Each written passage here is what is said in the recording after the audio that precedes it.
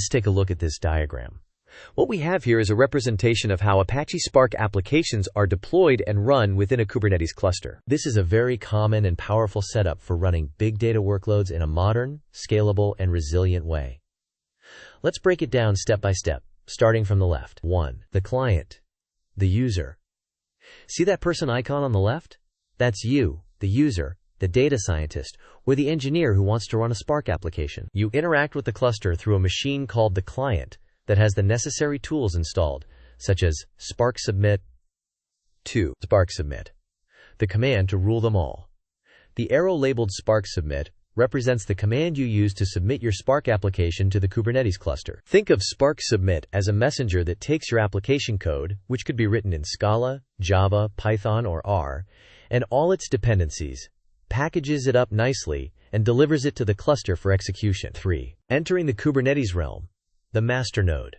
Now, we enter the Kubernetes cluster, that big rounded rectangle. Kubernetes, often abbreviated as K8s, is an open-source system for automating deployment, scaling, and management of containerized applications. At the heart of this cluster is the master node. You can think of it as the brain or the control center of the entire Kubernetes operation.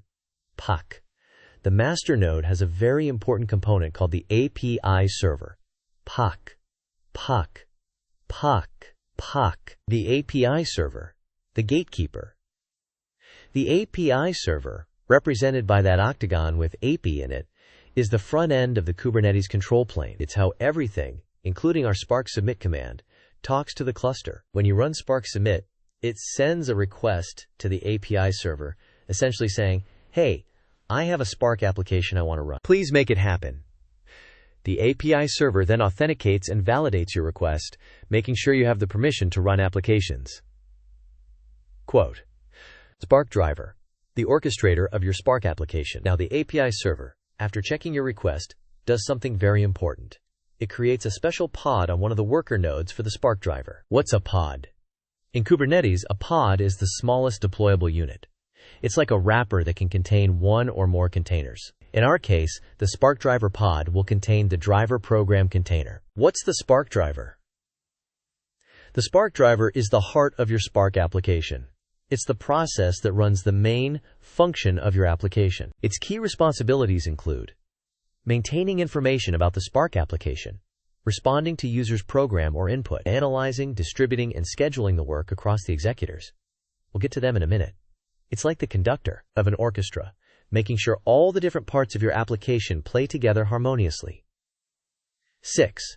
Worker nodes, the muscle of the cluster. The master node manages a set of worker nodes. These are the machines where your application's actual computations will take place. The worker nodes in this diagram are implied by the locations of the driver and executor pods, labeled worker node A and worker node B. Each worker node runs an agent called kubelet, which communicates with the master node and manages the containers on that node. 7. Executors, the workhorses of Spark. Once the Spark driver is up and running, it asks the Kubernetes cluster for resources to run the tasks of your application. The API server and other components on the master node work together to schedule more pods on the worker nodes.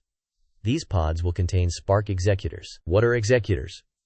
Executors are worker processes that run the individual tasks of your Spark application. They are the actual workhorses that perform the computations and data processing defined in your code. In our diagram, we see 3 executors.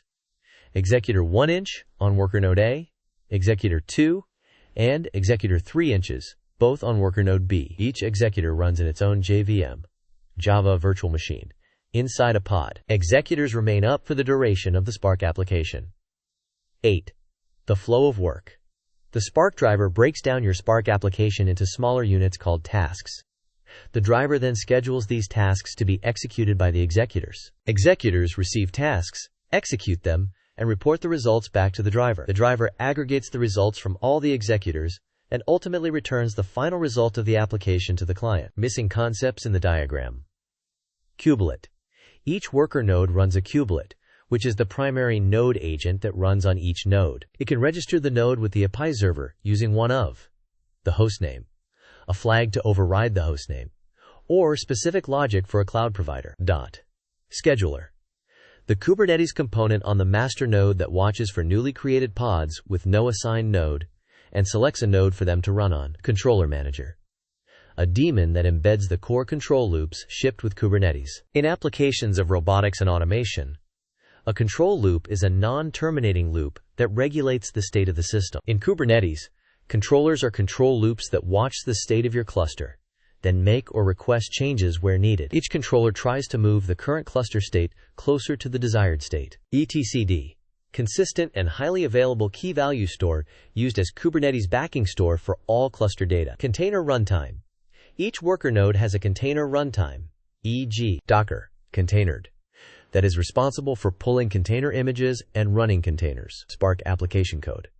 The diagram doesn't explicitly show where your actual Spark application code, your JR files, Python files, etc., is stored and how it gets distributed to the driver and executors. Typically, you would either build it into a Docker image or make it available through a shared storage system accessible to the cluster. Data locality. The concept of where your data is located and how Spark tries to schedule tasks on executors close to the data for better performance is not visually represented. In a nutshell, this diagram illustrates how Spark leverages Kubernetes to manage the resources and execution of a distributed Spark application. Kubernetes provides the infrastructure for deploying, scaling, and managing the Spark driver and executors, while Spark handles the distributed data processing. This is a powerful combination for running big data workloads efficiently and reliably. You all will likely encounter this kind of setup if you work with big data in the industry.